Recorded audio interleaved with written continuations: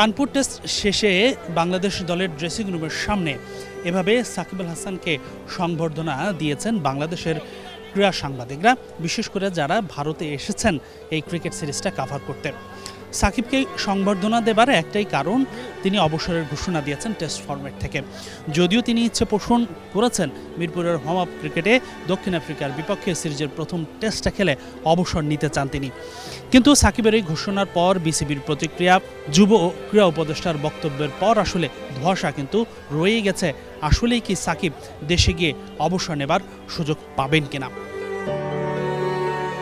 যদি সাকিব না পান সুযোগ, সেক্ষেত্রে এই কানপুর টেস্টেই হবে সাকিবের সবশেষ আন্তর্জাতিক টেস্ট ম্যাচ।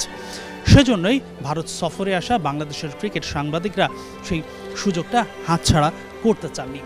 সাকিব আল হাসানের হাতে একটা ক্রেস্ট এবং ফুলের তোড়া দিয়ে তাকে জানানো হয়েছে গুড বাই। তবে সবার মনে প্রত্যাশা একটাই, এটাই যেন সাকিবের শেষ টেস্ট না হয়, ঘরের মাঠে গিয়ে বীর বেশে বিদায় নিক সাকিব, এটাই প্রত্যাশা সবার। হাসিনুর রহমান, যমুনা স্পোর্টস, কানপুর, ভারত।